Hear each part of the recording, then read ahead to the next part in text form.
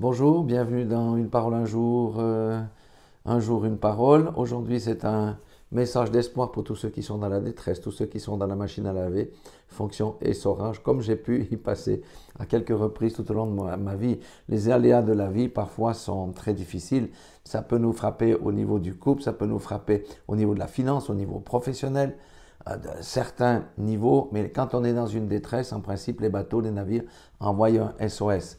Mais nous avons mieux que le SOS du navire.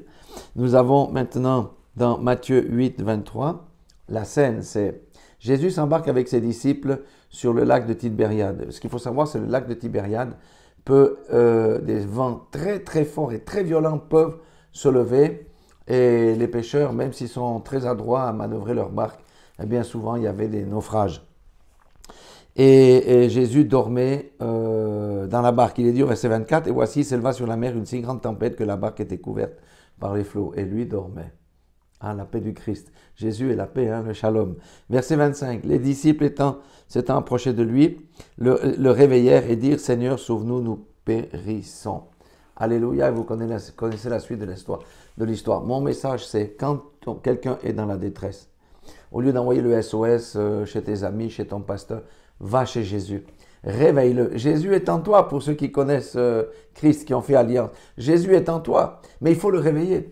C'est Dieu qui a fait le premier pas parce qu'il est venu dans un corps de chair pour sauver l'humanité. Mais dans notre marche quotidienne, c'est à nous à aller vers Jésus. Jésus n'attend que quelqu'un le sollicite et l'appelle pour se mettre en route.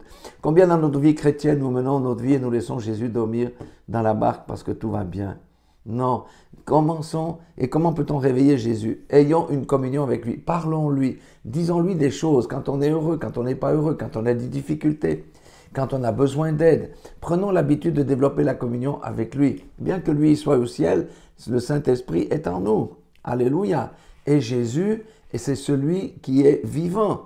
Il est le même hier, aujourd'hui, éternellement. Et s'il a calmé la tempête sur le lac de Tibériade, il peut calmer la tempête de quelqu'un.